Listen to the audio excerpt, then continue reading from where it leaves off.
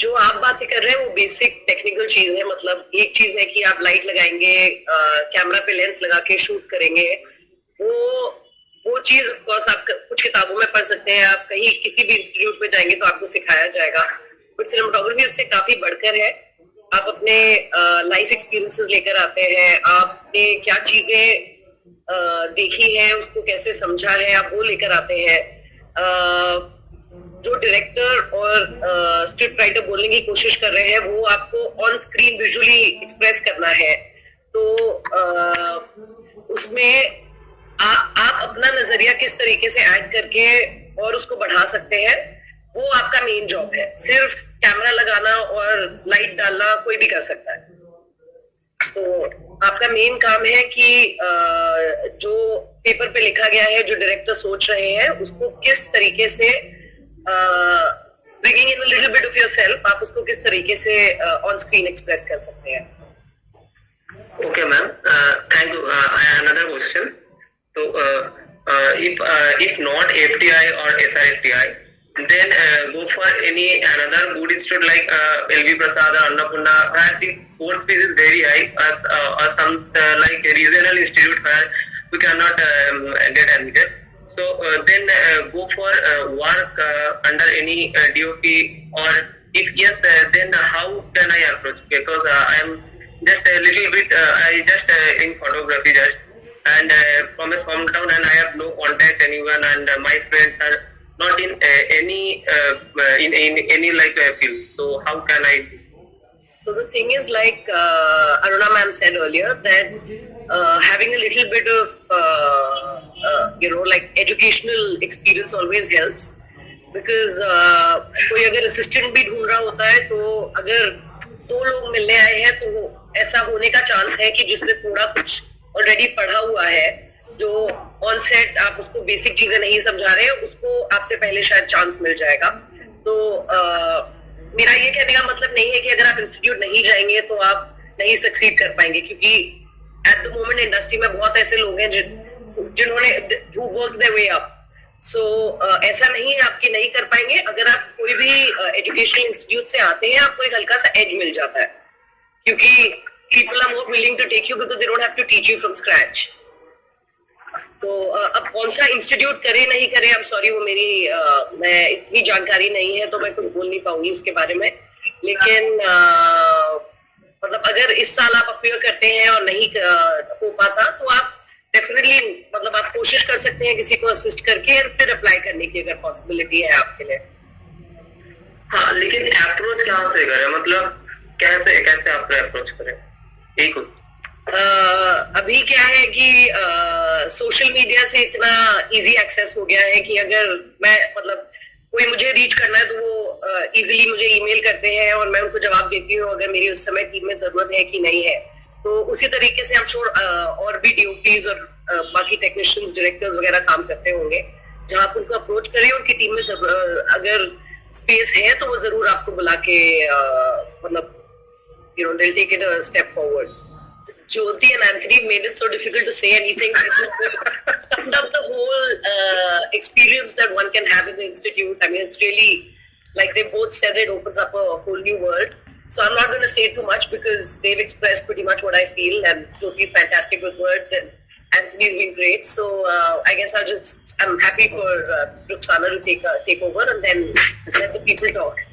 So like Aruna ma'am and Jyoti spoken before me. The thing is that when we were starting off, things were a bit more difficult because there weren't so many avenues. And now with the OTT coming in, which Ruxana mentioned earlier, it's so many more channels have opened for people to sort of showcase their talent. So, the thing is that once you've made up your mind, whether it's, I'm not talking of a particular gender, I'm not talking of boys or girls. Once you've made up your mind and you know what you want to do, you just need to go out and get it. That's the only way. And gender doesn't play a role in that. So, I'm going to give you a very generic answer because what happens is in the institute, you're learning, it's your foundation. After that, once you come out, there's going to be, a number of cameras. When we came out, there were different kinds of film that were available. So you keep sort of growing in knowledge, and there was like in the institute there were just certain kinds of lights that were available, so there's a whole new world that opened in terms of equipment and technology for you. So as you keep working under somebody while after you get out of the institute, or if you choose to sort of start independent work as soon as you're out of the institute, every day is going to be a new addition to what you already know. So the 5 years that I worked with him, it was, and besides the technical aspect, it was also about how you deal with the crew. What is how you deal with directors. There's a lot of people management that goes in the field that we're in. I like to believe that 20% is talent and 80% is how you're managing the crew of 50-60 people who are under you. So so every day you need to be open and you need to learn something every day. Two-part question. So basically, when you're starting off, initially, you may not have the liberty to choose what you're doing. You may start taking up anything and everything that's coming your way, because at the end of the day, we all need to pay bills. But eventually, you reach a stage in your career where you will only get onto a project if you sort of identify with it. So that is one battle won. And then, of course, that's what pre-production is for.